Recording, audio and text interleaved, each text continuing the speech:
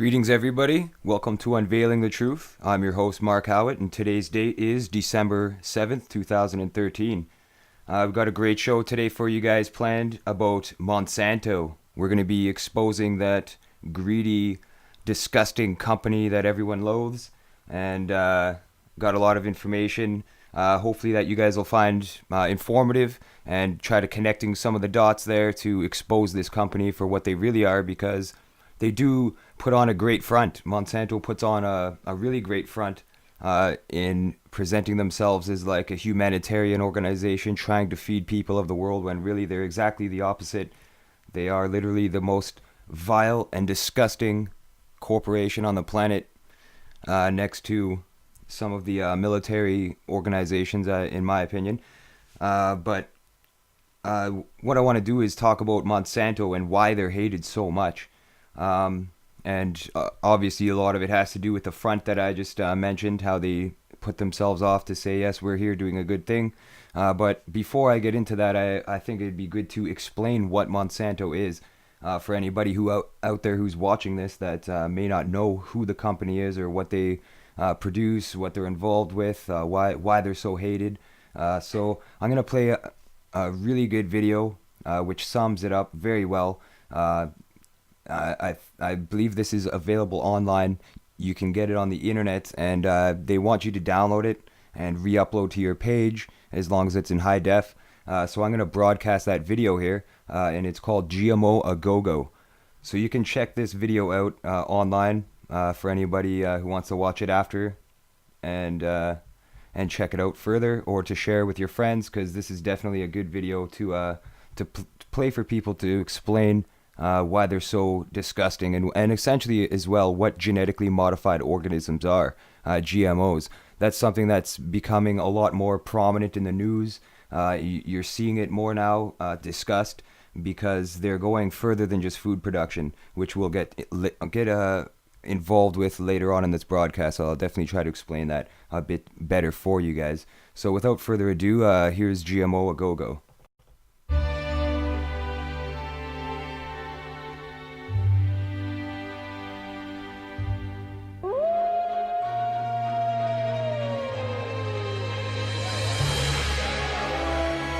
GMO A Go-Go. Hey kid, what's up? Do you hate having to eat those healthy vegetables? Is nutrition getting you down? Well, cheer up! Help's on the way. Say hello to GMO, genetically modified organisms. You can eat them all day. Not only will mealtimes be extra delicious, they'll also contain oodles and oodles of insect genes and fish genes. Just think of all that extra yummy goodness. But that's not all. We're irradiating everything you eat, so you'll never have to absorb a single nasty nutrient ever again. And don't forget about pesticides. Plenty of those. Yes, sir. Like to know more? Well, let's take a look. Corn is a staple food used in many, many ways throughout the food industry. Growing it takes time, money, and lots of pesticides to protect the crops from bugs, vermin, and fungus. Now, some people think that pesticides made by big biotechs are harmful for humans, animals, and the environment, but that's okay. We've solved that problem. Our GM scientists are putting the pesticide right inside the crops. That's right. Isn't that amazing? The food itself will kill those pesky critters stone cold dead.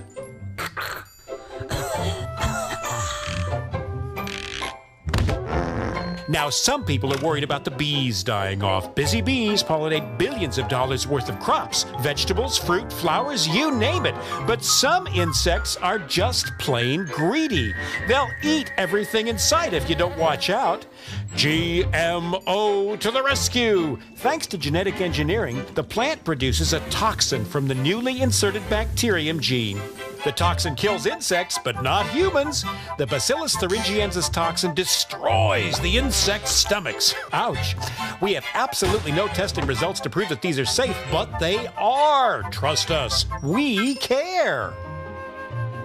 And because the pesticides are already growing right inside the crop, GM plants can withstand more weed killer than the old-fashioned organic crops. No weeds, no bugs. More food, more profit. What's not to like?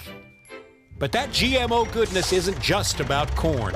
There's rice, soybeans, cotton, alfalfa, soybeans, papaya, soybeans, oilseed rape. Is that all? Not on your life. GM is the gift that keeps on giving. The possibilities are endless. Just imagine you're a limey Brit trying to grow strawberries in the frozen wastes of Scotland land. Well, in the future, why not insert a gene from a codfish who's built to thrive in the icy North Atlantic? Result, frost-resistant strawberries. Wow, I want it now. The effects of GMO food on humans aren't as tried and tested as we'd like, but there are much more important things that need our attention right away. The population is exploding. How will we feed everyone? We need food security, and we need it now. But just because tests on rats eating genetically modified potatoes showed them growing slower after 2 or 3 generations and developing fertility problems, and some organ development issues, some goody two-shoes scientists and whiny campaigners worry that that might happen to humans too. Well, let's wait and see. In the meantime, the biotech companies can rake in the profits that will fund more exciting GMO experiments. We love farms. We love them so much, we want them all. We want to persuade every potential partner farmer to forget all about that silly organic farming and get with us on the GMO bandwagon. Whenever we change the natural gene sequence of any plant, we get a patent, ASAP. It's our invention after all. Hey, the new GMO plants are our intellectual property. We aim to achieve total control of the seed. Got an organic farm nearby? Great! Soon everything you grow will be enhanced by the altered genes from our GM crops. Isn't nature wonderful? And what better way to spread the GMO goodness around than the wind? Accidental cross-pollination isn't our problem, and it's no excuse for profit loss. And once our genes get into your crops belong to us. Yep.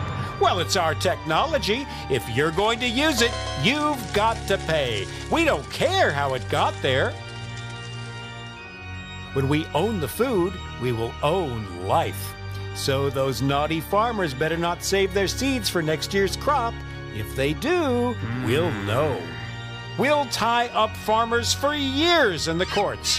Farmers will just have to buy more seeds next year, and more pesticides too. It's win-win all around. If you want to fight us, we might just take your farm as a settlement. But we're human. Just. Thanks, Mother Nature, but we'll take it from here.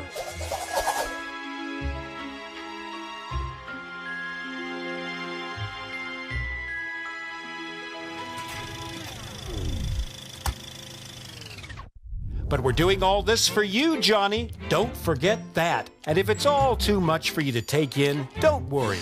We've got it all figured out. By the time you're a teenager, it'll be GMO a go-go. We just need to make sure that our army of lobbyists keep GMO labeling off any products. Why spoil consumers with unnecessary choices after all? And if old Farmer Joe decides to fight us, we have a ready-made network waiting to take care of him. Can you say revolving door? Yep. Some judges used to be lawyers who worked for us, and we make sure that they take care of business. And legislation, no problem either. Former GM industry lawyers also work for the food regulation bodies. And we have enough cash in our pockets to lobby any issues all the way to Saturn and back. Some people still think government food regulatory bodies are serving their needs. Hilarious. We are making a killing in India. Literally. Hundreds of thousands of farmers have been organically recycled to dodge debts that they owe us. Bt cotton doesn't always give strong yields, and bollworm, cotton's main pest, seems to be gaining resistance to our transgenic Bt cotton. This can mean bad crops and no revenue for some. We say once you're in, you're in. However, under Indian law, any debts die with the farmers, so farmer suicides stop debts being passed on to any remaining family. But I'm confident that we can lobby that issue too. When we own all of the cotton varieties, and we will, suicides will be of little concern because we'll be the only cottonseed suppliers. Duh! Concerns have been raised in Europe over problems with GMO pig feed causing sterilization and growth problems, but we have years of marketing left before that's proved, and we'll find a way to work with the Danish pig farmers banging that drum. So eat up your veggies, Johnny. There's going to be plenty for everyone for the right price.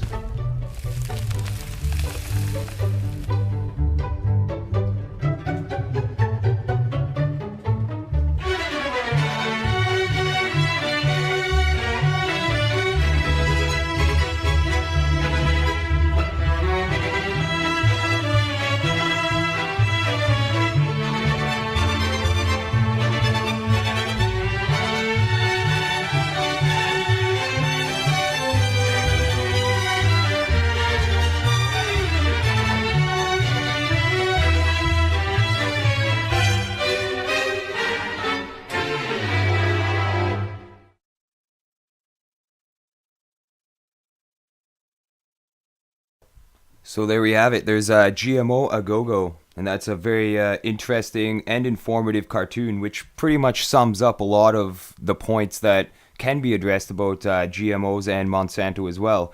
I guess the most important is the structure of the genes. They're cross-contaminating as many of the plants as they can, so that they can get rights over those products and those certain genes. And when they do have the rights over those, the patents, they can essentially gain total control of that market. So what they've been doing over the years is they've been slowly cross-pollinating and cross-contaminating several different vegetable types, grains, you name it. They're cross-contaminating them, and they're doing that so that they can have a specific genetic control. Well, financial control is essentially what they're after. They just want total financial control over the entire market, so that anybody who's growing a certain type of crop, all of the money can go back to one source, and they're lining their pockets and getting rich, while they're charging people for a basic necessity of human life, which is food. We need that for survival, everybody on the planet, and when there's one company making money off all of the food that the world's population consumes, then that's a big problem, in my opinion. That's pure greed on the side of Monsanto and all the organizations that are associated with it as well. Just this past summer, my wife got a few different kinds of plants given to her by her mother, and we let them grow outside. We had some herbs and stuff like that, but there was also baby tomatoes. And I knew they were genetically modified because you could see the barcode on different products. And when a vegetable is GM, or it has the Roundup pesticide in the vegetable, you'll see a number 4 at the beginning of the barcode. So when you're at your local grocery store and you're walking around and you're looking at fresh fruit and fresh produce, look at it, and when it has the number 4 on it, that indicates that it's essentially got pesticide in it. And the tomatoes, the baby tomatoes that we had growing in the side of the yard, I never ate any of whatever grew there because I knew it was all GM stuff. But the tomato, I plucked one off and I tossed it on the ground, and nothing ate it. It was there it's under the snow right now in pretty much perfect form. There was a split on it just from the natural growing, I guess, because it was on there for so long, but it didn't rot. There was no insects that were eating the plant, and even my dog eats anything. You know what I mean? She's not a glutton, but she's not too picky when it comes to what she eats.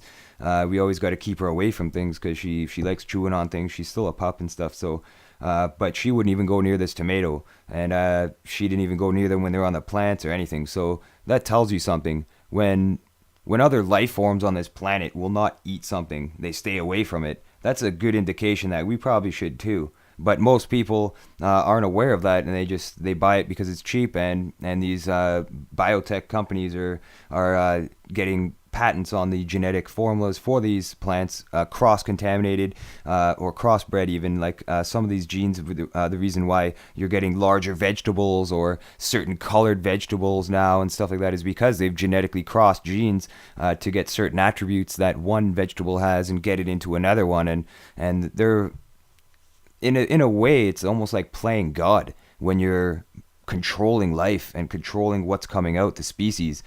And I'm sure they don't want people to think that that's what they're doing, but it definitely seems like that's part of the plan, because they're not only doing this genetic experimentation with plant life, but they're also doing it with animal life.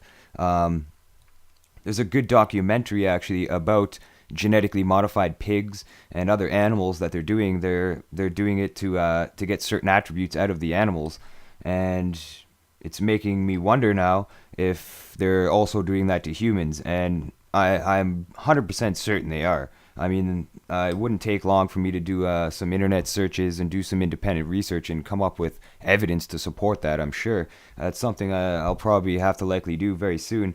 But one thing I wanted to bring up in regards to that is all they would need essentially is your DNA.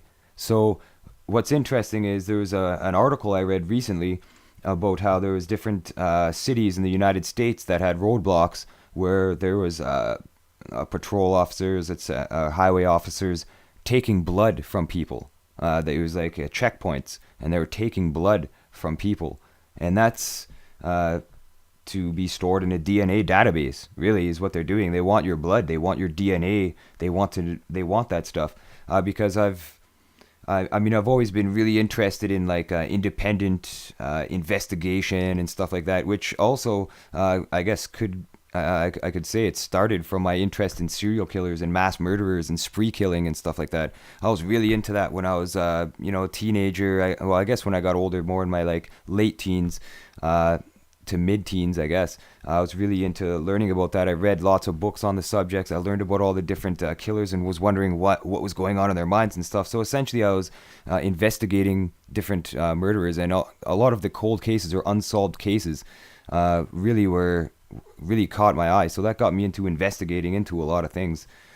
So because of that, it's I started learning about the DNA and how important it is to these law officials and the government to have people's DNA, because a lot of times it didn't they can't catch killers or rapists, serial rapists and stuff like that. The only way that they could catch them is through DNA now, because there was no physical evidence left behind by the accused or the suspect when the crimes happened. They left a very dry crime scene essentially when they left.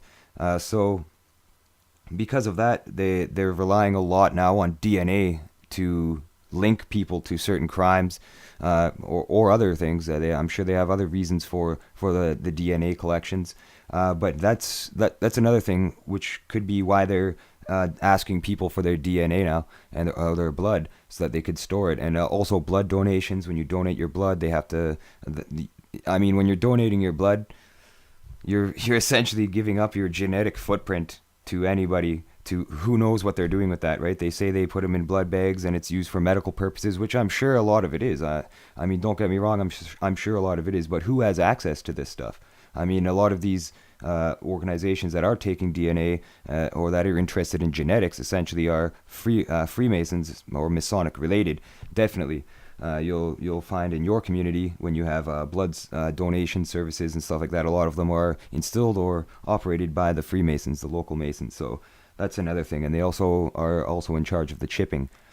So that's an interesting point to point out here, is that not only genetically modified organisms are not only vegetables and fruits and plants, but they're also they could do that with humans as well, or animals, anything really. And that's when you get to that point, I mean, are they playing God, or are they just trying to, control us?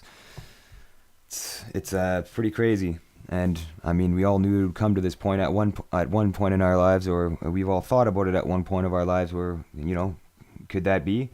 Could they really be doing this? And well, turns out they are. I thought it was really important to discuss genetically modified organisms and the health risks associated with consuming these products, as well as Monsanto, because there was a couple global protests against Monsanto, and this was in my opinion, a monumental point in human history, where millions of people around the world on the same time at the same day all gathered together around the world to protest against a single company, against a single cause, essentially.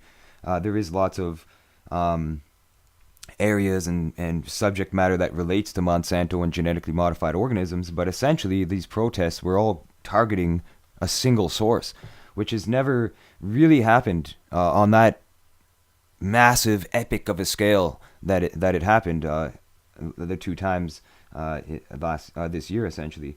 So it's really important that I did discuss this topic, because I mean, it is a very important topic, and if it wasn't, there wouldn't be massive global protests happening all around the world. And I mean, I really want to do this broadcast and show you guys as much information as possible and connect as many dots as possible, so that Monsanto and the the GM agenda can be exposed.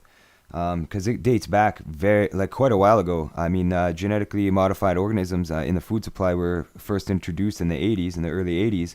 And since then, it's almost like a science experiment, really, because it's like the video said, the cartoon that we watched earlier, GMO a go-go. It explains it well when it says that, we don't know. We can't tell what the effects are. We don't know what it's going to do to the human population. So while we're consuming these products, we're not sure if it is giving us health risks. And there's tons of evidence to support that it is giving us health problems. And there is a lot of risks associated with consuming genetically modified products. So because of that risk factor, and because of how new the science is, and they're introducing this to us, I mean, Roundup Ready seeds didn't come into play until later on as well. So all this technology from the biotech industry is coming into play, and it's not fully studied. I mean, they put out these false reports as well. They put out false reports funded by the companies themselves to make them look good. I mean, when you have a revolving door surrounding politics and the biotech industry, I mean, the legal system, all these things are interplaying, and the key members are all involved with all these different organizations. I mean, as the cartoon explained as well, there's people involved with certain elements of these groups, and they just switch from one to another. So they're not essentially career in one position. They are switching their roles and positions so they can influence different aspects. And when they're related to Monsanto and the world's food supply, I think that's a little bit dangerous, in my opinion.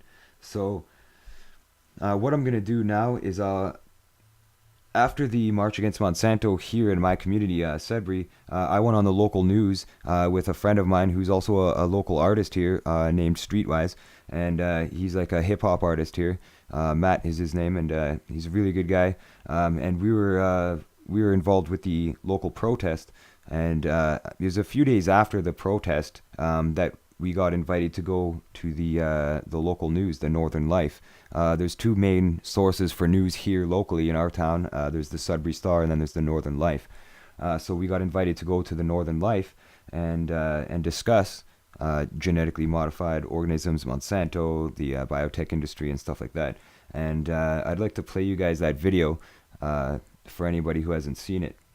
So I'm just going to get it queued up here.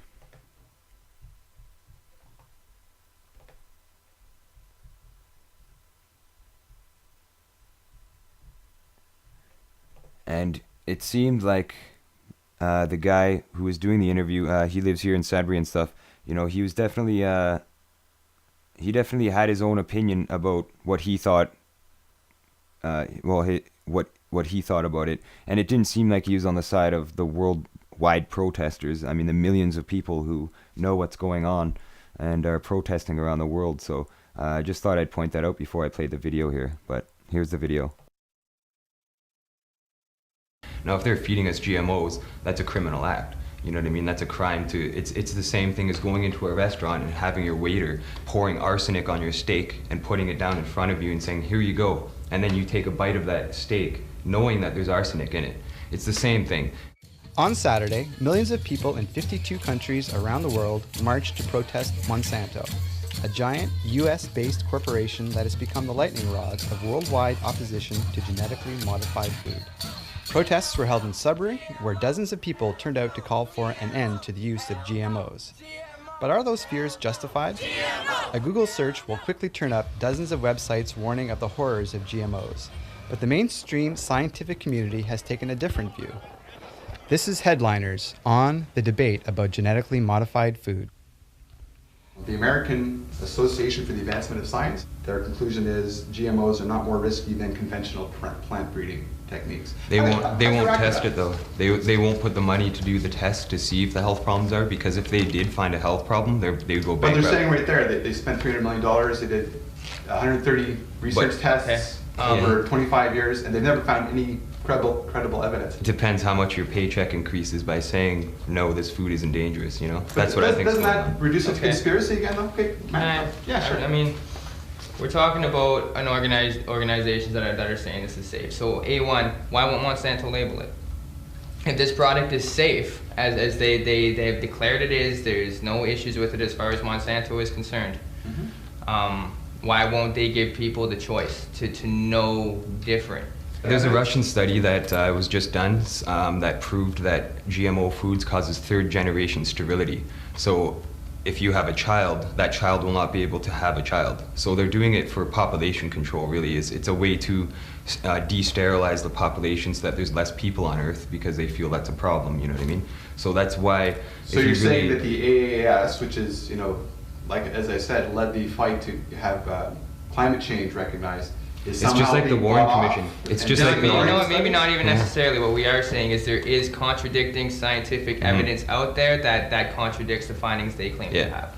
If everything you guys are saying is true, let's make that assumption. Are you guys saying no to any research on genetically modified organisms? I think that we should totally eradicate all GMO crops and then start fresh and find another way. Because honestly, GMOs have been proven to cause health problems. Other countries are learning about this and burning their crops. Even though doing that would mean billions of people would starve. 2,000 years ago, they didn't need genetically modified organisms in order to feed everybody. What they needed to do was organize and ensure that they grew enough throughout the year to feed everybody. So if the entire world turned around and said, okay, let's take this food that we believe is healthier, and organize properly, make use of the land we're not making use of, that could go towards producing what is required, I 100% believe that we could abolish that problem if we were to come to a consensus globally. For Northern Life, this is Darren McDonald.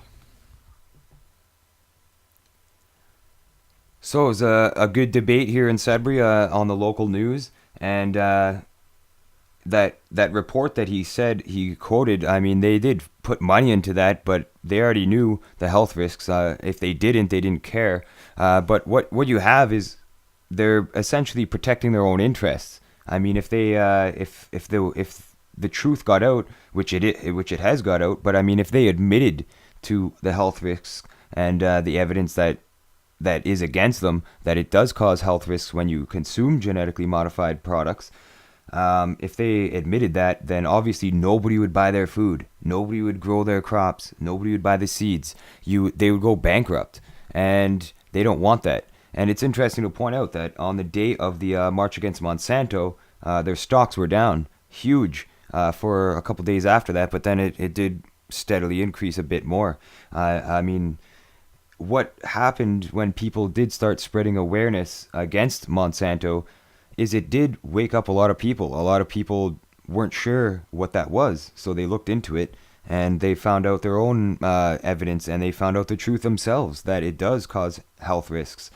And I think it's important to know that we are what we eat, essentially. I mean, if we're eating poisonous, hazardous products, then we're going to be sick, and that's what's happening. We are sick. There's people that, I mean, they can't hold a thought because of the food they're eating or the fluoride in the water, there's sterility problems big time. I mean, there's a lot of sterility problems happening around the world, and that's because of what they're eating.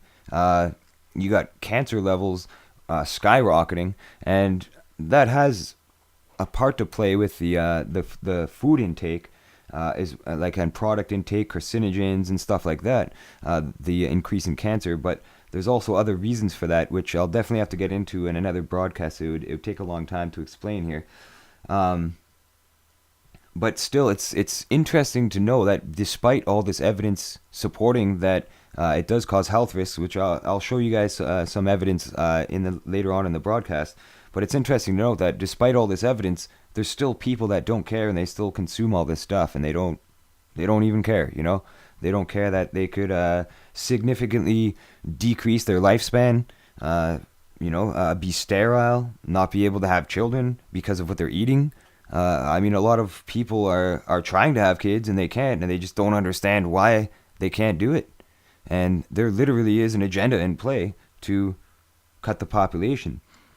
And a very important thing to point out, which Matt pointed out in the news interview that you just watched on the Northern Life, and that is that, 1,000 years ago, let's just say, long time ago, we were growing food, and it was enough to support everybody. Otherwise, we wouldn't be here.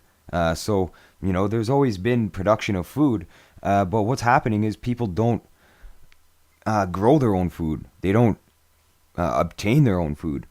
There is none of that anymore. People are so dependent on these factories producing their food, and people are so used to microwave dinners, radiating their food. People are just always on the go, eating fast food. I mean, a lot of people's lives have been compartmentalized, and it's so busy that they just don't have time for anything else. So they just don't have time to think about eating healthy. So they're always on the go, and it's crazy, really, when we could be learning how to grow our own food. We could be learning how to, sustain ourselves and become independent rather than being dependent on the system. And that's where I think we need to be. We need to be independent in nearly all aspects of life. I mean, we do definitely need to network and communicate with each other and evolve and grow and educate each other on important matters. But at the same time, I think it's very important that we remain independent as much as possible. Because when you do start depending on other people, you're always going to fall short. I mean, when you're depending on other people for things, there's always going to be that time where, it's not going to help. It's too late, or there is no help there, and you're going to fall short of your goals. So that's we always got to think about being independent and taking care of ourselves and being smart enough and educated enough to make the right choices so that we can, educate our children on the right choices as well as others, so that the world essentially it becomes the norm for the world to operate in with common sense. I mean, that's where we need to be. We need to be in a global world of common sense, where it's common knowledge, but it seems like it's like almost backwards, where it's just go all the time. And I'm sure you guys all seen those videos on YouTube from Black Friday. The public going berserk in stores over a TV or some product that some company's offering at half price. I mean, unbelievable human behavior. And we are responsible for our own actions, but there comes a point where you have to analyze that from the outside and look at that picture in the box. Look what's going on inside the box almost, and step outside of that and see how ridiculous these people are acting. They're acting insane. And why is that? A lot of them, it's because of what they're consuming, or because of the way they've been brought up and raised. I mean, we're being brought up and raised in a world of competition. And what Monsanto's trying to do, and all these companies, are eliminate the competition. They don't want competition. They want to be the main source for that material. And you're starting to see that more and more as we are evolving into the one world government. United Nations are making all the major decisions now. Pretty soon we'll have one government system for the whole world. We'll have one currency for the whole world, and it won't be paper, it won't be coins. That's why people are buying up coins like crazy right now. Canada, we just got rid of the penny, so there's no more pennies. Now it's rounded off. I mean, that's just a sign that we are going into a digital age, people. There is soon going to be no money, cash money anyways. Everything's going to be digital. And when you're penalized, it's nothing to take away money from your digital number that's on a computer that you're worth.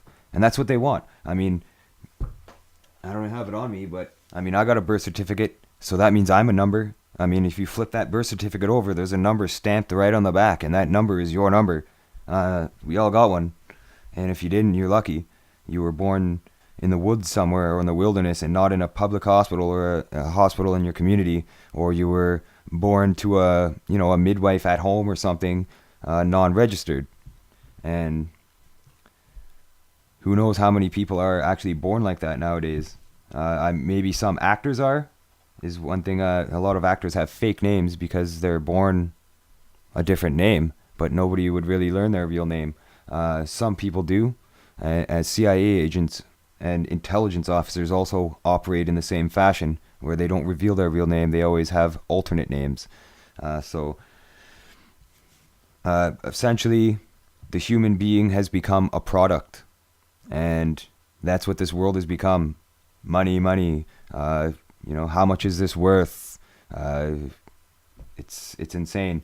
And that's why Monsanto has become the largest food company in the world, food producing company, from the seeds to what's grown. I mean, the farmers do get the profit from what's grown, but they essentially have control once they have control of the seeds or what creates the production.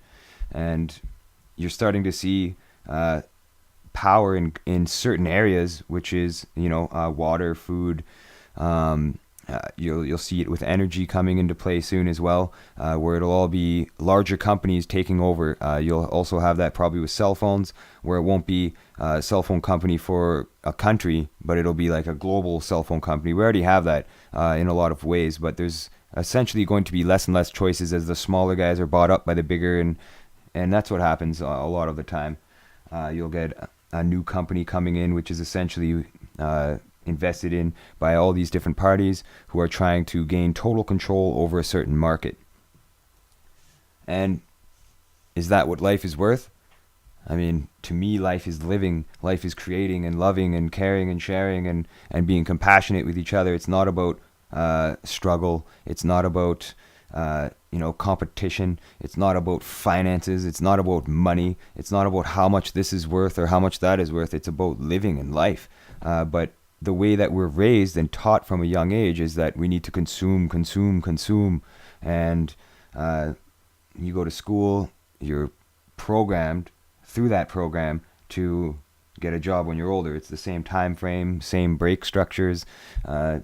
Essentially, when you go to post-secondary school, college, university, it's the same thing, but it's more like a job. You're essentially learning to become experienced or get a certificate in a certain area so that you can get a job when you get out of school. I mean, it's all about money. And that's what Monsanto is all about. And it seems that you can link it all, the most evil, essentially money can be linked to all the evil in the world in some way or another. It definitely can. When you see who's running the show, whether it be the oil industry, the food industry, the water, Nestle or whatever it is. And I'm sure you guys have all seen, I believe it's the movie Lorax, where they bottle air in water bottles. It's like a water bottle, but it's full of air. It's clean air. And you got to pay for that. I mean, is that what it's coming to? They're certainly trying to charge us for air. So, what could all this mean? What could all this control and all this mean, and where could it have come from? I mean, when did this plan start? It's hard to pinpoint it all, but there's a document that's very important that people should be aware of, which reveals a lot of the information on the agenda, and I'd like to read some of that. It's a report. It's called the Report from Iron Mountain, and the portion I'm going to be reading is actually from the book Behold a Pale Horse by William Cooper.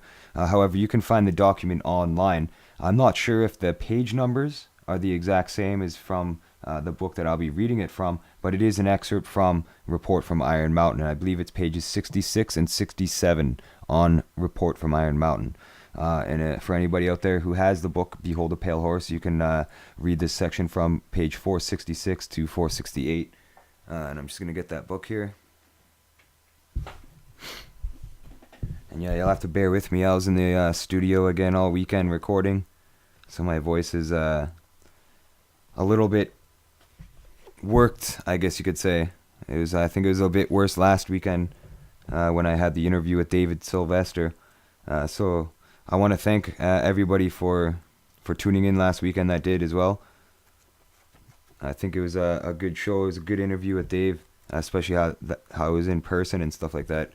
So who knows? Maybe I'll have some other interviews where it's face to face in the studio kind of interview. But here it is in William Cooper's book Behold a Pale Horse. He did publish portion of a report from Iron Mountain, and they're essentially substitutes for war and stuff like that. But I'm going to start.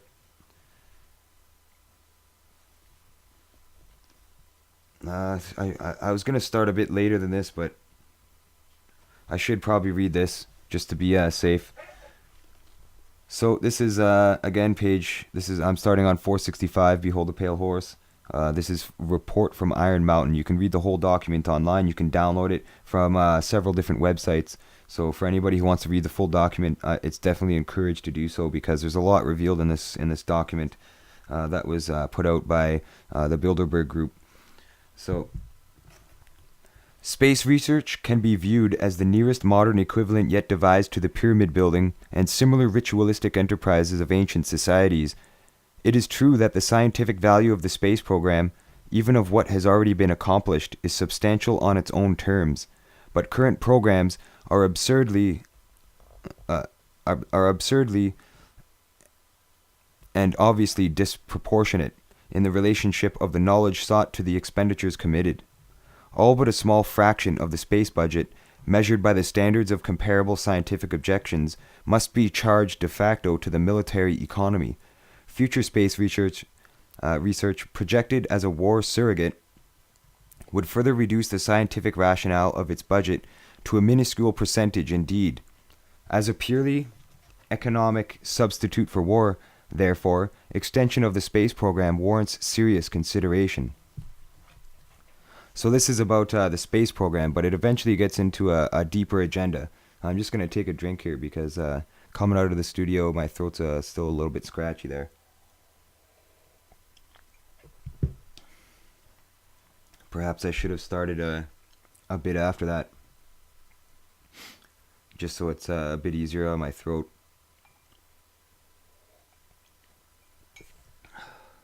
There we go. It should be good. Sorry, guys. In Section 3, we pointed out that certain disarmament models, which we called conservative, postulated extremity, expensive, and elaborate inspection systems. So this is the disarmament agenda, how to make people disarmed, disarming the public, and making them docile. Would it be possible to extend and institutionalize such systems to the point where they might serve as economic surrogates for war spending? The organization of fail-safe inspection machinery could well be ritualized in a manner similar to that of established military processes. Inspection teams might be very like armies, and their technical equipment might be very like weapons. Inflating the inspection budget to military scale presents no difficulty. The appeal of this kind of scheme lies in the comparative ease of transition between two parallel systems. Very important there. The elaborate inspection surrogate is fundamentally fallacious. However, although it may be economically useful as well as politically necessary during the disarmament transition, it would fail as a substitute for the economic function of war for one simple reason. Peacekeeping inspection is part of a war system, not of a peace system. It implies the possibility of weapons maintenance or manufacture which could not exist in a world at peace, as here defined. Massive inspection also implies sanctions and thus war readiness. The same fallacy is more obvious in plans to create a patently useless defense conversion apparatus. The long discredited proposal to build total civil defense, obvious destabilizing effect of any global social welfare surrogate on politically necessary class relationships, would create an entirely new set of transition problems, at least equal in magnitude. Credibility, in fact, lies at the heart of the problem of developing a political substitute for war. This is where the space race proposals, in many ways so well suited as economic substitutes for war, fall short. The most ambitious and unrealistic space project cannot of itself generate a believable external menace. Now, this is pretty much word for word what Reagan said. For anybody who's aware of his speech, it comes right out of this document here.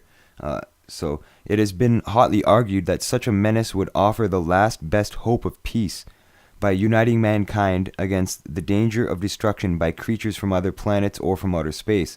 Experiments have been proposed to test the credibility of an out-of-our-world invasion threat. It is possible that a few of the more difficult to explain flying saucer incidents of recent years were in fact early experiments of this kind.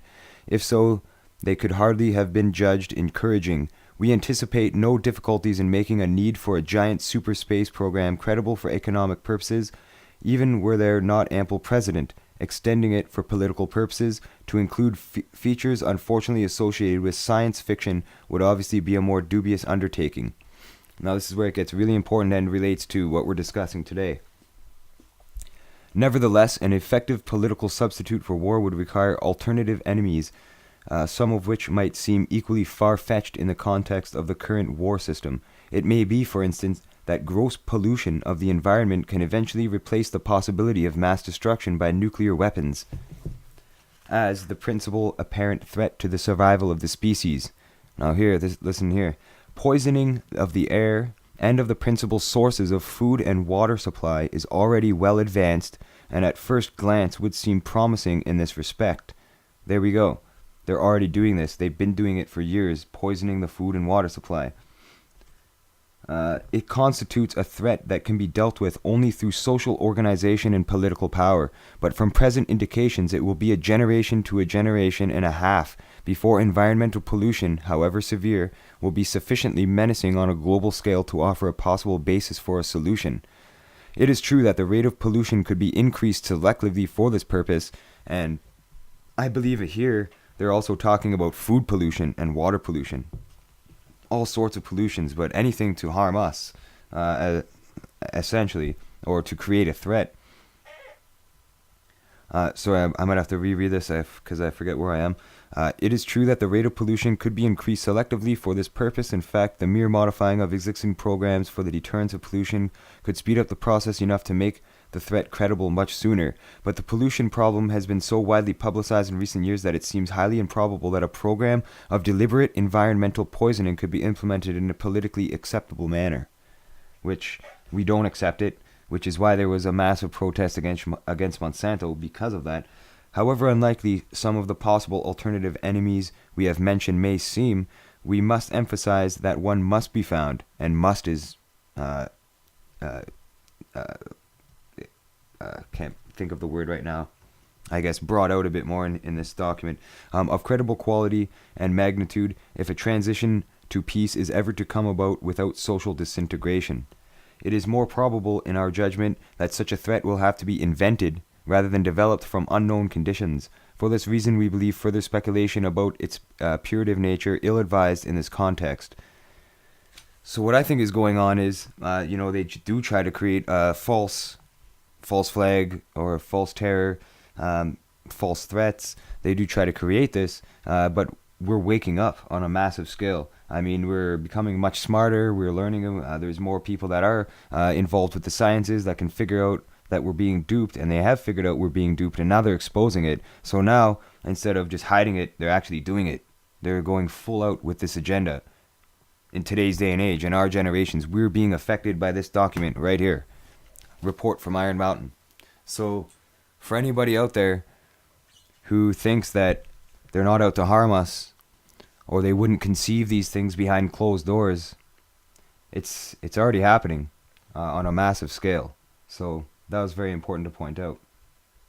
And to read that part from a report from Iron Mountain, especially where they're talking about poisoning us environmentally through the food and through the water, so many years ago as well. So what I'm going to do now is actually I'm going to find the news report on those rat experiments, and there's also another really good one that I got to show you guys. Sorry if it's hard to hear when I turn my head from the microphone, but I just got to make sure this is going to show up for you guys.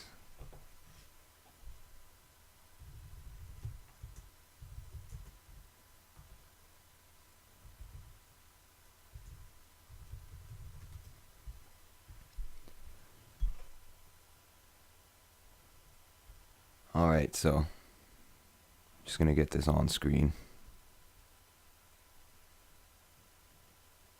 Hopefully there's not an ad. Yeah, Going to the gym always is easy. You can work out any part of your body. But they don't really have a machine for your brain. Lumosity is all these... Alright, here we go.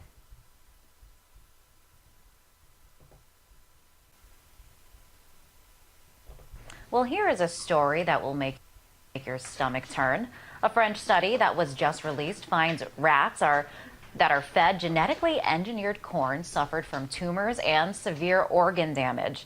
This is in the wake of a battle going down in California over big agro businesses like Monsanto and proponents of food labeling. Proposition 37 would require all food that contain genetically modified organisms, or GMOs as they're known, to be labeled. Such a move could have a major impact on what food people buy and eat. To discuss, I'm joined now by Alexis Badenmeyer, Political Director of the Organic Consumers Association. Alexis is also part of the California Right to Know campaign that is fighting to label GMO foods. Alexis, welcome. Thank you. So we see what's happening to rats being fed GMOs. Is this what can happen to humans? Absolutely. We're seeing a huge uptick in cancer among our population, diet-related diseases, gastrointestinal disorders, allergies amongst kids, autism. All of these things could be related to genetically modified foods. The studies need to be done. But is there any study connecting the ailments that you just listed specifically to GMOs? Well, the study that came out yesterday is a very important one. This is the first study that's looking at the effects on rats of eating genetically modified foods over their lifetimes. Human beings in the United States are also part of this study. The way the study was conducted, they gave the rats the genetically modified corn. They gave them the genetically modified corn with the herbicide that the corn is used with. And they also gave the rats water that has levels of the herbicide in it that are the same as levels permissible in the United States. Just want to point out, we are looking at the study, exactly what has happened to these rats. You can clearly see these fairly large tumors, especially Enormous in comparison to the size of the rats. So, I mean, even though it hasn't been, there aren't conclusive results on humans, we can only presume that there would be a similar result in humans. Yeah, the rats had tumors in their mammary glands. We have a huge rate of breast cancer in this country. You know, why are we having a rate of cancer that's subjecting about half of us to cancer in our lifetimes? It's probably because of our diet, and it very well may likely be related to genetically modified foods. Scary stuff there, and this is all going down amid a battle in California over Proposition 37, which would require labeling of GMO food, and those for or against are splurging on funding this measure. I want to pull up this chart here. It shows the funding on both sides, those that want food labeling, and you can see mostly health and organic food companies. They raised $3.8 million. But giant agro corporations like Monsanto, Bayer, Nestle, and Coca-Cola, they outspent those against this measure drastically. They raised over $32 million. So, I mean, Alexis, does Proposition 37 stand a chance when you're looking at huge spending on lobbying against it? Well, we expect to be outspent about 10 to 1. And we're not going to have the money that they'll have to put up a lot of television ads. We're relying on the consumers who care about this issue to spread our television and radio ads via email, via social networks, to tell their friends, to engage in our phone bank. We're organizing a phone bank all around the country to call California voters. So we need volunteers, and we need the small contributions to put out this campaign and give ourselves a chance. But I think we're going to win. 9 out of 10 people support labeling. And so no matter what lies they hear, even if the other side is able to drop that support significantly, I still think that we can beat them. So I hope everyone will get involved. You to just help. said 9 out of 10 people support labeling. I mean, that's a huge majority there. Why is there such a fight against getting labels on the food that we're putting into our bodies? Well, as you mentioned, it's all about money. In a race like this, the voters get to choose, but politicians are a lot more susceptible, I believe, to the influence of large corporations when their campaigns depend on raising money from companies like Monsanto. So Congress hasn't been able to stand up to Monsanto, but I think the voters of California can. Now, let's say this does pass and we do get labeling on our food. What do you think the consequences of that will be? How will that affect the types of food we see in our grocery stores and ultimately what the American people eat? Well, we already see people choosing organic whenever they can, when it's available and when they can afford it. So I think we'll continue to see organic grow as it already has. But in Europe, a lot of the companies, rather than labeling their food as containing genetically modified ingredients, chose to take those ingredients out. That would be the best case scenario. And I hope that the companies work with their consciences and want to serve safe food to the public.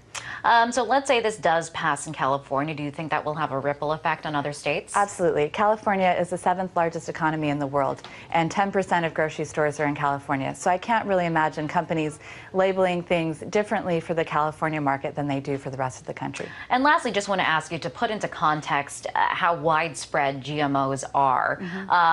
How can you describe when somebody goes to the grocery store and we're looking at aisle upon aisle, how much of that food actually contains GMOs? About 80% of all processed foods contain genetically modified ingredients, and that's according to the Grocery Manufacturers Association. And they're one of the groups that is opposing our right to know about genetically modified foods. So they admit that it's in there. The difficulty is, figuring out which ingredients. But what I tell folks is if you avoid the worst ingredients, if you're avoiding trans fats, high fructose corn syrup, you're going to be cutting out GMOs from your diet. But, it's just overwhelming the amount of products that contain these ingredients. Absolutely. And the study just came out that shows that, or I guess that proves or doesn't prove, because of course, when you buy organic, it's more expensive. And a study just came out that says that just because it's organic doesn't necessarily mean that it's healthier. What do you think about that claim? Well, an apple that's raised organically and an apple that has pesticides sprayed on it, it's not surprising if the organic apple isn't a lot more nutritious for you. It's still just an apple. But you're avoiding all of these toxins that are probably giving us cancer and creating a whole raft of diseases.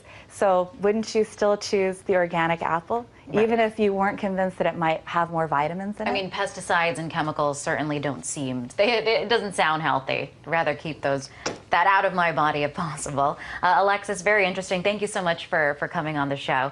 That was Alexis Baden-Mayer, Political Director of the Organic Consumers Association.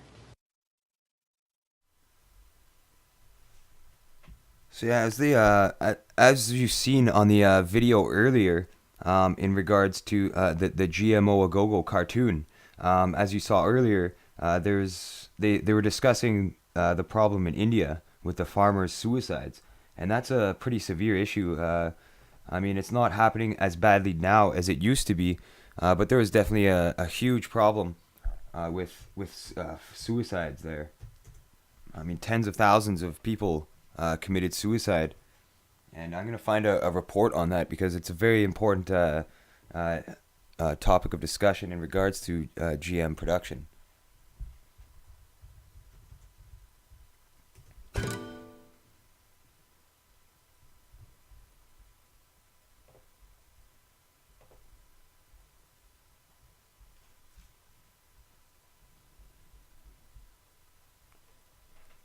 Seems like I'm having some computer errors. Sorry about that, folks.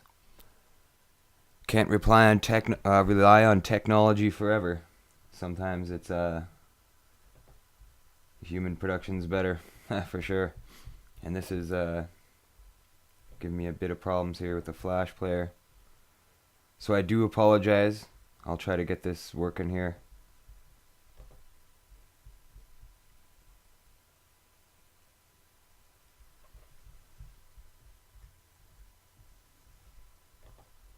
Yeah, gotta love it when your computer starts crashing when you're doing a broadcast. Happens sometimes. I'm sure the other broadcasters on the Truth Broadcast Network know exactly what I'm talking about. There we go, that should have finished it.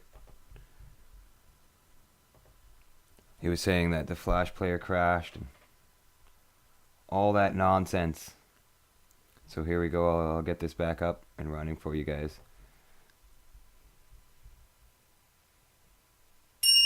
I started Lumos.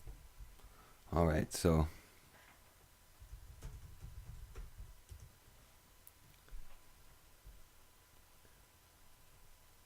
and there is a few different articles on that particular subject. So I'm going to try to find the best one here.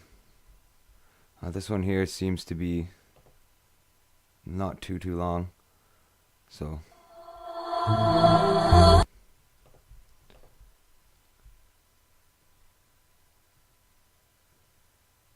I just definitely want to make sure that it's a good enough video. It doesn't seem to be a good one though.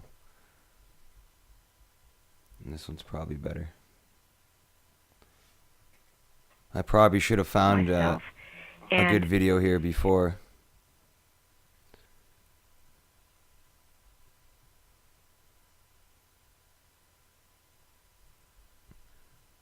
So I do apologize for not being 100% prepared on this one here.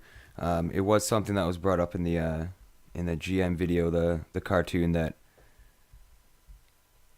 I was reminded about. So I thought it was very important to point out here. Okay, this one seems to be good. So here we go. Monsanto talks about feeding the world. This is their PR concoction. Let's take a look at what's happening in India. They took over the cottonseed industry and are forcing millions of farmers to plant their Bt cotton. Now, cotton is engineered to produce an insecticide which breaks open the stomach of insects and kills them. The normal natural Bt is found in soil bacteria. When that's used as a spray in the Pacific Northwest, for example, for gypsy moths, about 500 people complained of allergic and flu-like symptoms. Some had to go to the hospital. Now in India, thousands of workers are complaining of the same symptoms. Many are getting rashes and many are itching. Farmers have been complaining that they have itching. When they grow, they go to pluck, they have itching sensation. ఈ బీటీలో పనిచేసే ఎవరైతే కూలీలు ఉన్నారో వాళ్ళకి ఆ పని చేసేటప్పుడు allergies రావటం మేము గమనించడం జరిగింది. అదే నాన్ బీటీలో పనిచేసే వారికి అందులో ఎలర్జీస్ అనేవి ఏమి రాదు. In India, they allow animals to graze on the cotton plants after harvest. They've had no problem for years. When they introduced Bt cotton, however, they noticed that thousands of animals got sick and thousands died. There's a small organization called Deccan Development Society that pleaded with the government to do tests on the Bt cotton to see if it was causing the animal deaths. They went to the government, they didn't follow through. They went to universities, they didn't do anything. So DDS did the study itself. They took 9 sheep. 6 were eating either Bolgard 1 or Bolgard 2 Bt cotton, 3 non-GMO cotton plants. So within a month, all the animals which ate on Bolgard 1, Bolgard 2, they died. And the animals which ate on non-Bt, non-pesticide managed cotton are still alive and are still active. I visited a village in Andhra Pradesh. They had allowed their buffalo to graze on cotton plants after harvest for years without a problem. They allowed their 13 buffalo to graze on Bt cotton plants for a single day.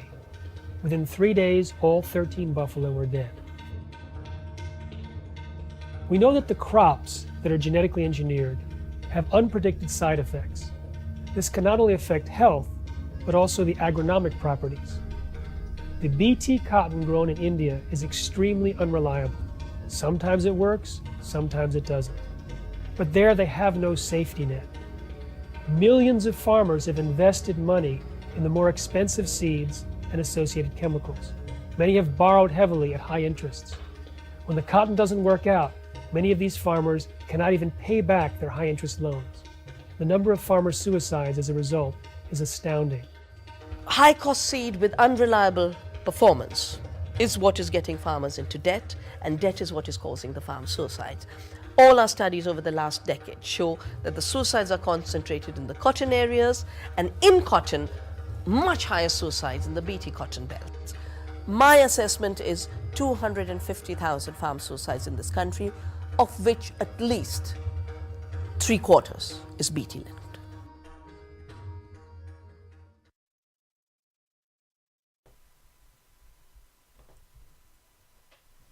So yeah, that was a clip from a really great documentary on GMOs and Monsanto as well, called Genetic Roulette. So anybody who hasn't seen that film, I'd strongly encourage that you go out and do so. It's very informative, and it's a little bit newer. There's also an older one, which kind of is a documentary which exposes Monsanto and GM products from the farmer side of things, and that's called The World According to Monsanto. And I believe that's an older one. I believe it's from 2008 or earlier, and that's also very informative. And that shows firsthand that these farmers that have been growing heirloom seeds is essentially seeds that have been passed down from generation to generation. So you know they're not tainted. You know that they are organic seeds.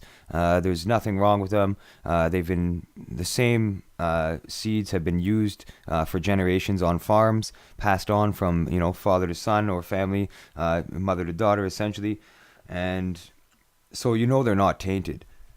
But in the world according to Monsanto, they're exposed because Monsanto have been cross-pollinating these crops. And the wind does that. Nature already does that essentially. It blows seeds into other farms and pastures, and then it cross-contaminates one seed. And then when they, pollinate or whatever, it spreads throughout the whole crop and contaminates the whole crop essentially. And then Monsanto comes in and does their tests. They do the test on the plant or the stalk to see which kind of genetic structure it's made of, and then they do this sometimes. They wait like 2 or 3 years before they actually approach the farmer and do a test on their plants. They'll make sure that they know that the contamination is well into effect and there's no turning back unless the entire crop is eradicated. And they have various methods that they approach these farmers with, and often, they say, well, you can either sell our product or, grow with our seeds, or we can sue you. And that's what a lot of them have done. They've sued these farmers for doing nothing, for what? For growing their crops the way they've always done, and keeping up with the market and their local demand. And then you have essentially Monsanto coming along and contaminating their crops, and then they lose everything. These farmers don't make enough money to be able to fight a legal battle where Monsanto is highly connected with lawyers and judges and government, and they have a leeway. And U.S. President Barack Obama signed the Monsanto Protection Act, which essentially protects Monsanto against lawsuits from anybody in regards to health-related problems, anything. I mean, this is the Monsanto Protection Act, and that's a disgusting move, in my opinion. And I'm sure a lot of you out there listening and watching this will agree with me entirely that that's just disgusting that they can allow this to happen. And they say it's to feed the population. Well, you've got a problem that's hasn't been eliminated from the social structure of the world, and that is starvation. I mean, such an easy solution to solve that problem of starvation. people don't need to be starving in, whether it be Africa or even here in North America. People don't need to be starving. I mean, we're living in the year 2000 and very soon 14. We're advancing. Time is going on. And are we evolving? I mean, are we developing or are we de-evolving? Is it a de-evolution of the species? It seems like it's the de-evolution of the species, in my opinion. We're de-evolving. We're not evolving. We're not getting smarter. We're getting more controlled, more indoctrined, and our rights and our freedoms and essentially our health and our right to live is being taken away slowly. It's being hacked away. Hacked up for barbecue is a good way of putting it. Disgusting. That's all I gotta say. And they expect us to eat these foods without doing the tests, and they expect us to get sick. I mean, it's absurd. And what's gonna happen is, eventually, with all this cross-contamination and all this experimentation with food happening, what's gonna happen is there is not gonna be any natural plants left. I mean, they're trying to get rid of the natural seed, all those heirloom seeds. They're trying to eradicate all that so that the average farmer can't grow their own food, and they can't grow clean, healthy food. And the organic, good heirloom seeds that have been passed on through generations are kept by these globalists. Just look at Bill Gates' seed bank. Look at that. Look it up. Seed Vault. I mean, Bill Gates, arguably one of the richest men on the planet, did that years ago. Gathered up all the seeds of all the different plants and stored them in a vault. Why would they do that? They say it's in case something happens on the earth and they need to go into that vault and gain access to these seeds to continue growing these crops. But what you have happening on the outside, after they've taken these natural, clean seeds, is they're polluting the market with toxic Terminator seeds. Do the math. You get a negative out of that scenario. That's not good. I mean, when you're in the negative, you're losing. And that's what's happening here. We're losing the battle against Monsanto. And I say that it's true. And I don't want to say that. I mean, I wish I could say that we are winning the battle against Monsanto. But if you look at the big picture, millions of people around the world protested against Monsanto. And it did nothing. They're still operating. They're still poisoning us. You're still going to your Walmarts or your supermarkets and you're buying these produce with the number 4 on it. You know, you're buying all these toxic food. And they've jacked the price on organic food. Anything clean and healthy for you is going to cost you twice as much. So if you want to eat healthy, you got to be making enough money to be able to support your need or your wanting to eat healthy food. There is other alternatives for that, like growing your own food and making sure that it is good food that you're growing. That's definitely probably the best way to do it, and I would definitely encourage anybody to do so. But we should be at a stage in our lives right now where you go into the supermarket and you have the choice of good food. Good food or good food. I think I'll go with good food. And not, I'm going to go into the supermarket and I got good food and I got toxic, chemical, cancerous food. And I only got $5 in my wallet right now, so I got no choice. I want red peppers tonight, or I want a tomato tonight. And you're going to buy the GM food because you don't have enough money to buy the organic stuff, which is twice as much. It should be reversed. Reverse that whole situation. It should be more accessible to buy the good food rather than the others. And then that would also drive market interest up for organic products, which is already happening on its own. I mean, I salute everybody out there who goes to their grocers and they buy organic food, because that's one way of battling this. But there's all sorts of issues with that, but it's a very good start. Put it that way. It's a very good start. It's like the news report said, the RT clip that I just played you guys.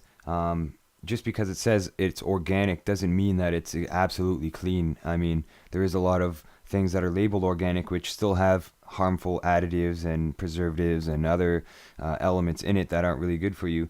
But it's grown organically essentially, and a lot of times they aren't grown organically. Well, sure, they're grown organically. I mean, they're not adding things, but the nutrients in the soil have been depleted so much that the fruit and the vegetables themselves are not getting the nutrients that are supposed to be required for really nutritional food. You got to realize that when you're just growing in the same soil all the time, you're depleting the nutrients in that bed, and then when you plant the next year's crop or whatever, it's already dried up of nutrients. You're not going to get all that. I mean, a lot of plants operate in the same way, and we operate in that way as well. I mean, if we're not properly, if we don't have the proper nutrients and we're not healthy enough, we're gonna die. We're gonna break down and we're gonna get sick and we're gonna die. And what's that gonna do? It's gonna generate revenue for the medical industry, because that's what it is. It's an industry. And don't get me wrong, there's a lot of doctors out there who do care about their patient, and they do want to, suggest things like, oh yeah, eating is good. A lot of times they'll wait for the patient to suggest that themselves before they promote that route. But still, there is a lot of doctors that are good out there that will tell you, if you change your diet, you can become more healthy. And a lot of times that's very true. Look at the Gerson treatment for cancer therapy. It's called the Gerson therapy, and that's just from eating good foods. You can clean your body out. I believe it's called breatharianism, and that's where you don't eat anything. I'll show you a clip in a little bit there, a short little clip where there's about a guy who hasn't eaten in a very long time. And I'll admit, I mean, I've done that too. I go on fasts every once in a while, and it's not a religious thing or anything like that. The reason why I go on fast is to detox my body, essentially. It's a natural detox for me. I'll just drink water, just some fluids, stuff like that. But I won't eat anything. I won't consume anything. And what I do in the process, or what that's doing in the process, essentially, is I'm not eating anything. So all the materials that are in my body are being broken down and used, even though I'm not putting anything else new in. And I'll have to admit, it doesn't harm me. You know what I mean? I could go a few days without eating anything, and it's no problem for me. And I do that to cleanse myself because I could feel it working. It actually works when you clean your body out just by not eating. Your body just gets rid of everything, all the free radicals and all the toxins and stuff, and your body cleanses itself. And it's a really good way to clean yourself and to start anew almost. So that when you do put something in your body and it's good, that's what you need, right? You need to be only putting good things in your body or nothing at all. And a lot of people are getting scared to eat because of what they're learning about is in their food, and they're learning about the chemicals and the drugs in their water. And it's such an important issue here. This is a crime against humanity. These people are committing crimes against humanity to every single one of us. Yep, it's the truth. Just think about it. If only for a moment, think about it. These people, by poisoning our food supply and water supply and air, crimes against humanity. Simply put, they're drugging us without our consent. They're adding toxic elements to our to the supply of sustenance that we need to survive as a species on this planet. I mean, we're not aliens, you know what I mean? We're not microbacteria.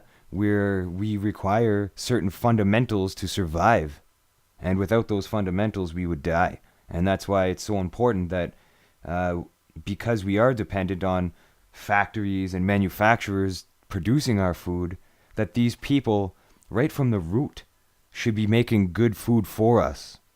It should be mandatory that these companies are producing the most healthy food possible.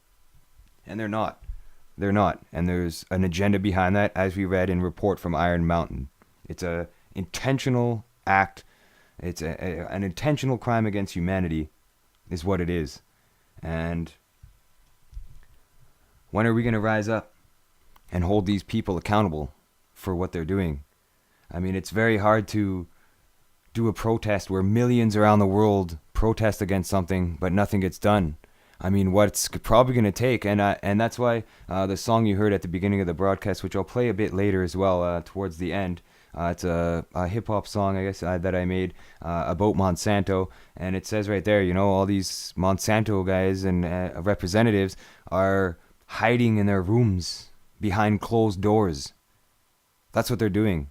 Will you ever see these high-ups in Monsanto walking around in the public? Highly unlikely. Why? Because they're scared. They are scared of us. They're scared of what we will do to them when we see them in the public. And I assure you this is truth. That's why you see our politicians walking around, well, they're driving around with, Secret Service behind them, following them with like 6 cars behind them. Why? Because they're scared. Because they know that they're criminals. It's a mafia. It's a global mafia. That's what it is. And who's in this mafia? It's not only organized criminals, like the mafia itself, but it's also politicians. It's also companies, corporations, banksters, gangsters. It's all there. They're all connected, you know what I mean? And if you look back to even the JFK assassination, which, by the way, the 50th year anniversary just passed, and the truth is going to come out very soon. I sense it. It already is coming out slowly. But if you look at that situation, that involved mafia or organized crime and the CIA, as well as other elements of the government, to pull off the JFK assassination. Well, when they got away with that, and they duped the world into believing that it was Lee Harvey Oswald who was indeed the patsy, who did not do that, they got away with it for so long that now they think they can get away with everything. And these criminals have slowly seeped their way into every facet of government and corporate control on the planet. And they are seeking a one world political system. And Monsanto is part of that puzzle. If you look at the BP oil spill and the FDA hearings that happened, the FDA wasn't checking the seafood for toxic amounts of mercury and lead and poisoning, essentially, in the seafood. The FDA, the Food and Drug Administration, was not checking what they were pulling out of the ocean before serving it on our plates in restaurants and grocery stores all over Canada and the United States. That's worth checking out. So, I'm going to get that on screen, guys.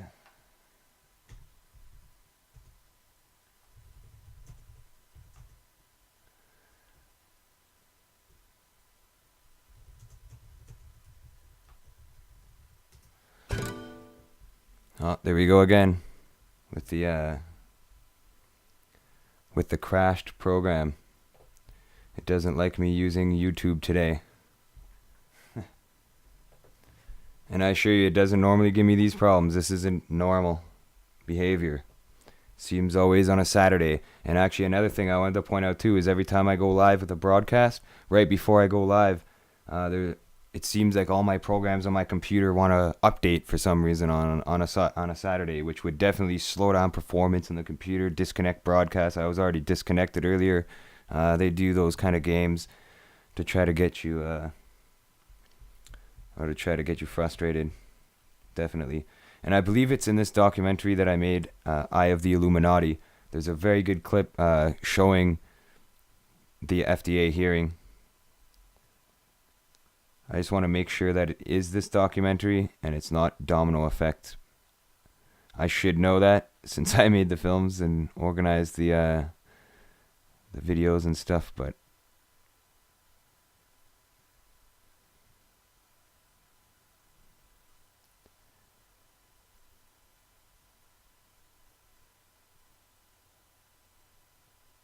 oh, maybe it is on Domino Effect.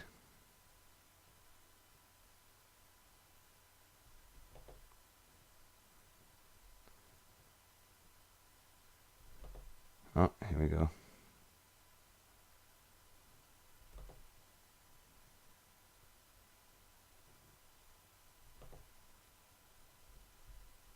It can be divided into two categories: soft kill techniques and hard.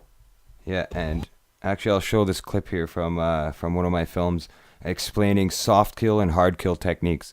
I've never heard those terms used before I presented that in this documentary, Eye of the Illuminati. Hard kill and soft kill. Hard kill are abrupt killing techniques, war, nuclear catastrophe, natural disasters, flooding, catastrophic devastation, which kills off thousands or millions of people essentially at one time.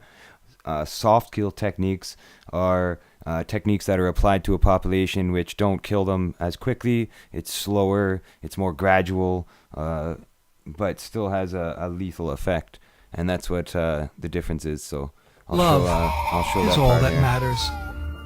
And love compels us to reach out to Sam. Love. It can be divided into two categories: soft kill techniques and hard kill techniques. As starvation still occurs in many parts of the world, this can be identified as a hard kill method of population control. Other forms of hard kill techniques include war, natural disasters, epidemics and disease, and nuclear catastrophe. Soft kill techniques are less obvious and are covertly applied to a population as it's not designed to kill instantaneously, such as the methods used in a hard kill scenario. Oftentimes, soft kill techniques are meant to only shorten a lifespan or kill off select groups of people. They also exist in the forms of diseases, viruses, and bacteria, and is the reason why there has been so many food and product recalls in recent years. So the president of IG Farben was convicted of crimes against humanity. Now, he's a sort of artistic fellow and creative. He was the one who was responsible for the slogan that people saw as they entered Auschwitz, usually for the last time. Arbeit macht frei. Work brings freedom. Creative sort of fellow. So he was sitting in jail and he said, well, that didn't work. What else can we do? I've got it. Food. He who controls food controls the world. The state says the fruit is probably linked to a deadly outbreak of bacteria sweeping across the country and hitting New Mexico especially hard. New at 10, Action 7 News reporter Todd Unger is following the recall announcement. Yeah, guys, these numbers are concerning. 3 dead, 10 cases, and more suspected cases being evaluated right now. What's it all mean? Watch what you eat. Canada's Food Inspection Agency has once again expanded its recall of contaminated beef. This time, consumers are being warned to steer clear of several types of cuts. The Food Safety Agency has come under criticism for what critics have said is a delayed response to the crisis. The Canadian Food Inspection Agency is being criticized for not sounding an alarm about potential health risks sooner. From the very first detection of E. coli, CFIA waited 2 weeks to issue a recall. And we are addressing to improve the process related to the challenge that we face. The recall is leading to questions about the reputation of Alberta's beef industry. The best guess is that some infectious agent is causing it. Today, researchers here at the National Centers for Disease Control said they had found several cases where people who had been sex partners both had the condition. The scientists say this probably means they are dealing with some new, deadly, sexually transmitted disease. The investigators see this as a serious public health problem. Farmers in the milk industry say it's safe, but studies suggest a link to cancer. Don't miss this special report. Monsanto's engineered growth hormone did not comply with safety requirements. It could be absorbed by the body and therefore did have implications for human health. Mysteriously, that conclusion was deleted from the final published version of their report.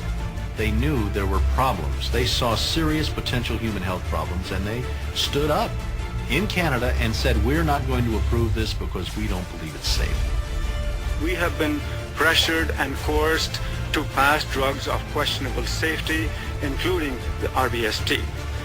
I personally was very concerned that there's a very serious problem of secrecy, conspiracy, and things of that nature, and something needs to be done. The FDA was then on the hot seat. They had to come up with an answer. They didn't come up with a good one. And they never took the opportunity then. I mean, what would they do? Pull it off the market and say we need to now do the job that we didn't do the first time? They didn't do that. From the time a child is born, it is raised within a system that is designed to restrict them from reaching their potential.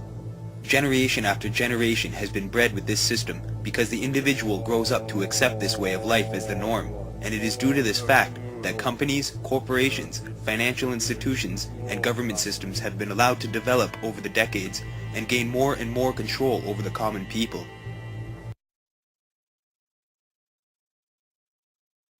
So that part there explained the soft kill techniques, and I believe that what's happening with Monsanto just pumping out all this food and giving people health problems definitely relates to these soft kill techniques. It's not a hard kill technique, it's more of a soft kill applied lightly onto the population so that it makes them sick and contaminates the public essentially. But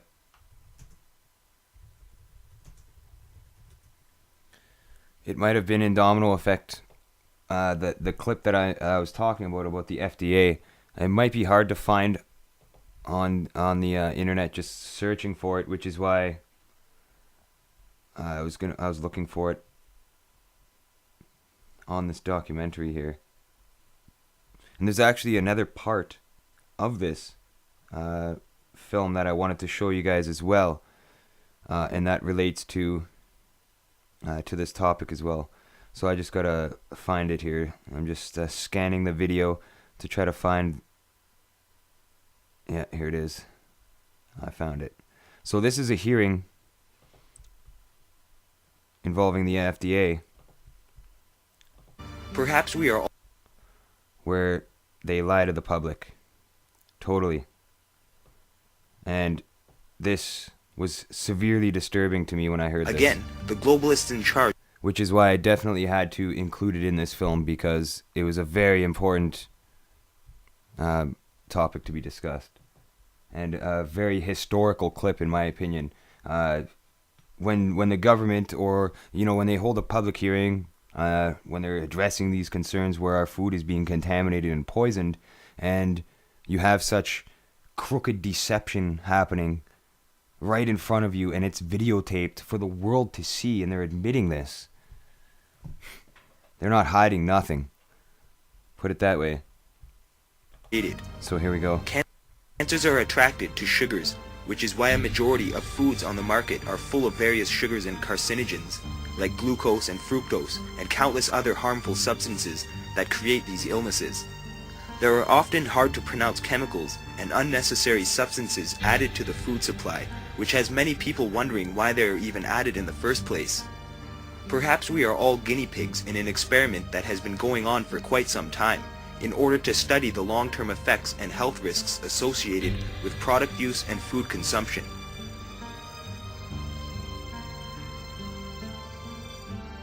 Mr. Kramer, is the FDA monitoring seafood recovered from the Gulf for the presence of heavy metals present in crude oil? We are not, no. Are you monitoring for it right now? And I would defer to NOAA to answer what has been done on this, but I wanted to mention that FDA is not, but the NOAA program we believe is a good sentinel program. Let me go to NOAA then. It's because it's my understanding that compounds like mercury, arsenic, and other heavy metals that are present in crude oil have the ability to accumulate in the tissues of fish in levels that may cause harm, particularly to pregnant women and children.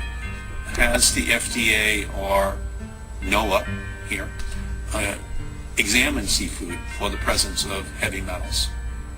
Again, I'm going to defer to my colleagues at NIMS to answer that correctly, and we'll get back to you with an answer to that. been looking at fish that are right now inside the oiled areas? No. No. I think that is important for people, and I would recommend to you that you do some testing there. I think it's important for the public to know that inside the oiled area you're also doing testing, because people will be concerned that there could be some migration outside of that oiled area subsequently. If you find all this hard to believe, we need only to take a look at the history of the use of cancer as a weapon. During the 1960s, it is known that the CIA, with the help... There you have it, folks. The FDA did not check the food supply. For such a disastrous event as the BP oil spill, with the oil spills, with the fish and the wildlife that they're pulling out, or that could migrate to different areas that are infected or have these toxins in their tissues, they're not checking them. And if you noticed, the guy from the FDA, first off, they looked like mafia members. I mean, the woman at the end, not so much, but definitely the second guy, straight up looked like organized criminal crime boss. I mean, that's a little bit judgmental on my behalf by saying, yeah, okay, you're that's what you are. I'm just making a statement, I guess you could say. But if you noticed, they referred to the Sentinel Project, and that project is called Noah. And what was Noah? Noah's Ark. Yes, it was the ark which contained all life. And it's kind of similar to what I discussed earlier when in regards to the seed vault started by Bill Gates. It's like a vault of life where they can protect certain species, specimens, what have you. So the Noah Project, curiously named Noah Project, and they're supposed to be investigating this oil spill. Definitely absurd. I think Noah needs a bit more investigation. I'm not entirely sure on what the Noah organization represents. It's probably something I should probably take a look into after this broadcast at some point. But I didn't actually, unfortunately, have time before this or since I made that documentary. But definitely when the FDA, during a hearing like that, admits flat out that they're not testing the food for harmful substances, we got something to worry about, folks. And you even seen the hearing from the clip that I showed you before when it was discussing the soft kill techniques. You've seen the Canadian hearing with the Canadian Health Association, and the man who spoke up and said, I sense there's a conspiracy going on here where you guys are hiding the results from carcinogenic materials, food supply, substances, hiding the truth, hiding their test results to not give the public alarm, so that we'll keep consuming and keep buying without asking any questions, and eventually, and at the same time, getting sicker, getting health problems throughout time. I mean, these things don't happen right away. That's why it falls into the soft kill category. It takes a prolonged amount of time, so you don't notice it. It's not like taking a straight shot of arsenic at one time and you drop dead shortly after, or strychnine, or whatever substance you're going to take. It's not like that. It takes a lot longer for it to gradually kill you, and that's the scary thing about it. And there's actually another clip. Actually, I'm just going to show you, not from the documentary, but there's another very good clip here, which also makes me wonder about our food supply and the health risks associated with eating manufactured food, essentially. I just hope that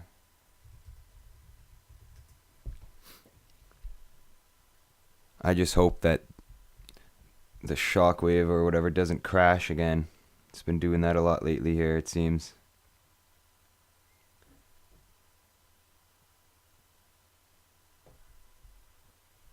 And I do believe this is the video here.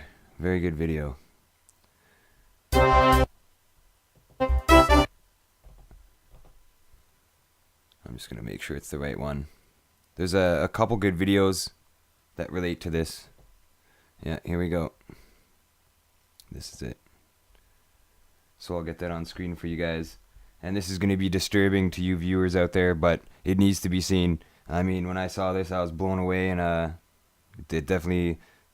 I've never bought from this company again, put it that way.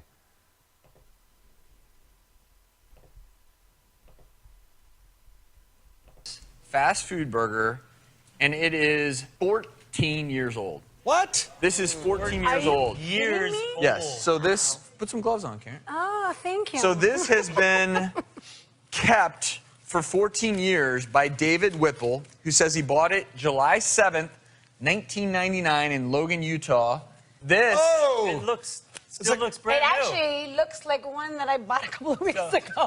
So it's not moldy. I hate How could it not be moldy? Oh, Well, that's hard. I'll It's give you one guess. completely It's called preserved. preservatives. Oh, That's a the 14 If the scary mold thing. won't eat it, if fungus won't eat it, bugs won't eat it. I have maybe, to- No, Maybe no, no, we no, shouldn't no. be eating it. They put all these preservatives in foods like that to increase the shelf life.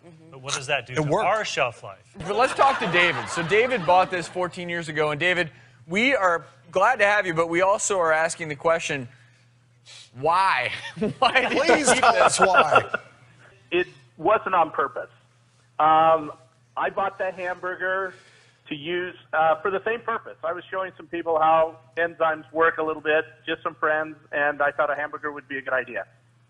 And I used it for a month, and then I forgot about it. It ended up in a paper sack, in the original sack with the receipt, in my coat pocket, tossed in the back of my truck, There you go. and it sat there for, I don't know, 2 or 3 months. The coat ended up in the coat closet. My wife didn't discover this for at least a year or two after that. And we pulled it out, and we went, oh, my gosh, I can't believe it looks the same way.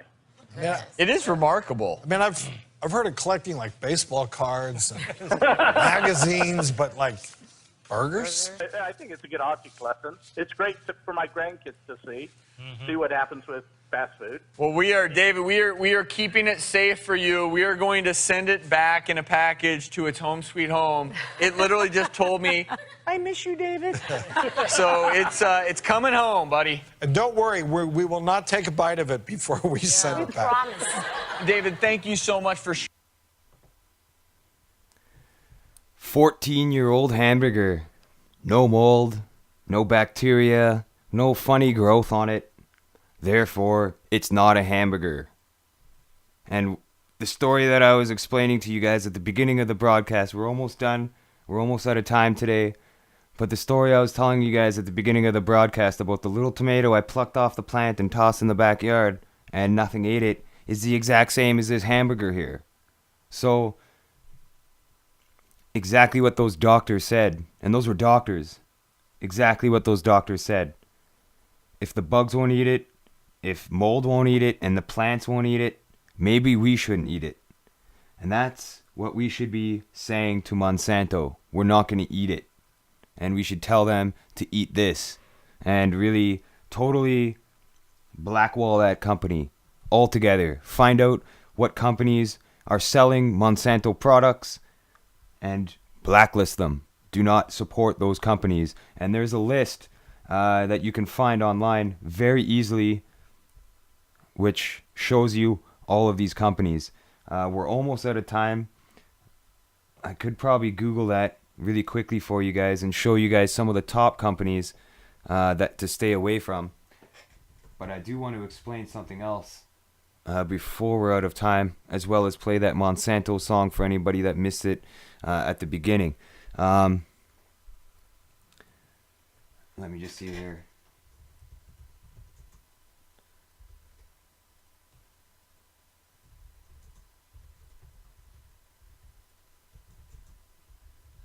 There we go. I believe it's a... yeah, there's a few lists you can get. Just type in GMO companies to avoid, and you'll get a couple nice lists on there.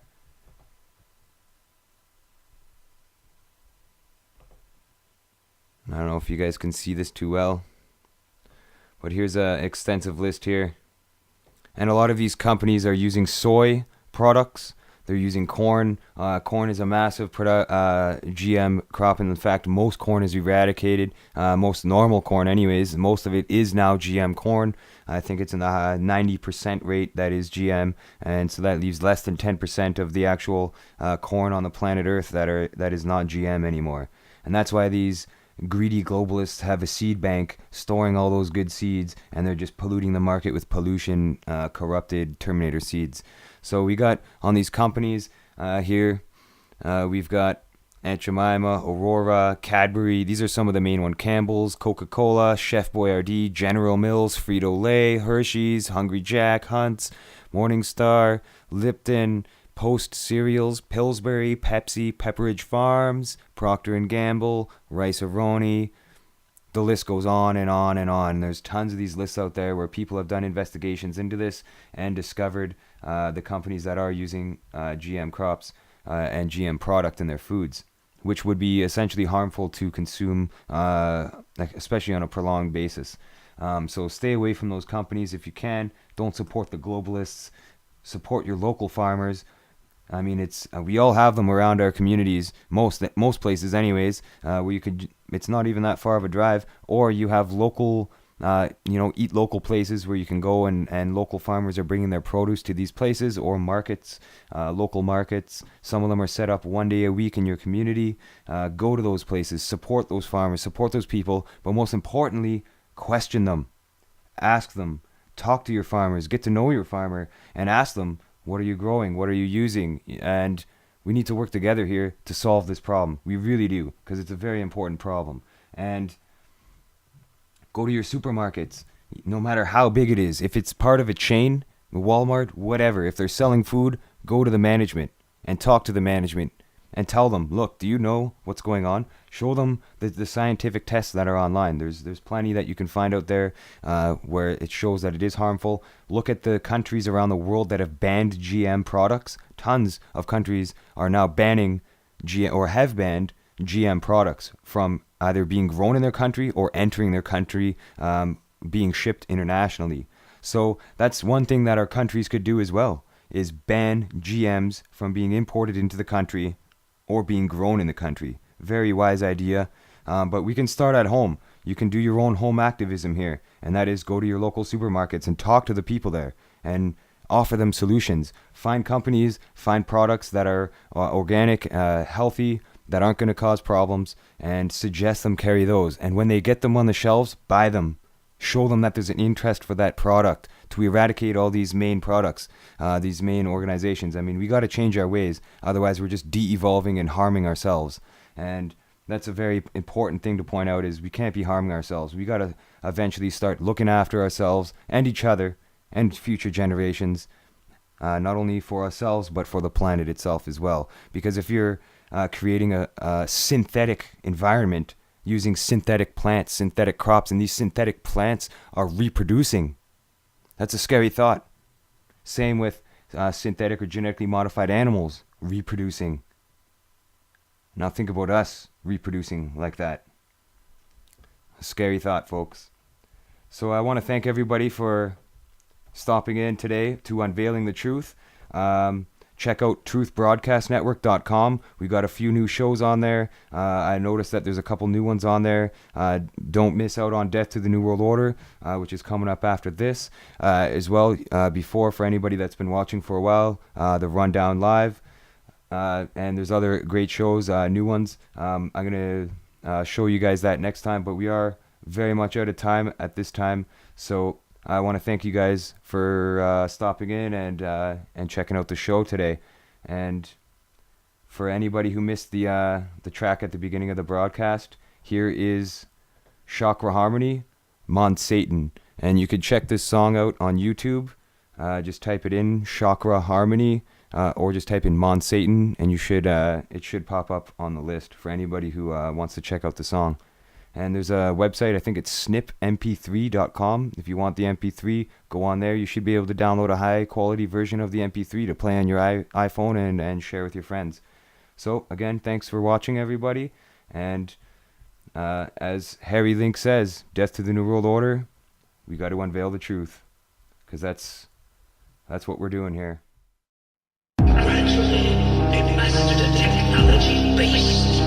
in of organic, lifeless substances. Their culture was a travesty. 1901, John Francis Queenie founded Monsanto. Freemason knight of multiple portfolio, a big pharma vet investing in chemicals, which led to the creation of PCBs and GMOs. Agent Orange, aspartame, and don't forget DDT. The Manhattan Project dropping nukes on you and me.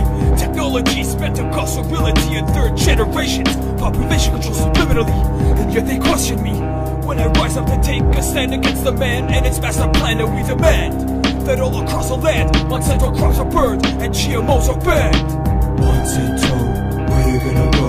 Run up in your office buildings, don't forget to lock the door. You know where to run, you know where to hide. The whole world knows of your plans for global genocide. Monsanto, it's like you don't know. Consumption of your products and distance fill up with little holes. Hazmat suits, protecting your employees. You don't seem to care about our health, just about money. Their culture was a travesty of our own noble ways, and a threat to our very existence. Investigate the revolving doors surrounding politics and do a background check on any one of these degenerates. You'll fight along in the selfishness of these globalists, lining their pockets to the profits of human suffering. Yeah, we know your chicks going high behind the bench, but it wouldn't take much just to walk up and take a seat. Now take a seat. The public has regained control of the streets. It's time you just admit your defeat. From this day forward, let it be known there is no Monsanto throne. Now lo and behold, the prophecies unfold as governments across the globe quickly dissolve and all politicians to the soul. Monsanto, where you gonna go? Run up in your office buildings, don't forget to lock the door. Ain't nowhere to run, ain't nowhere to hide. The whole world knows of your plans for global genocide. Monsanto, it's like you don't know. Consumption of your products and intestines fill up with middle holes. Hazmat suits, protecting your employees. You don't seem to care about our health, just about money. Monsanto, where you gonna go?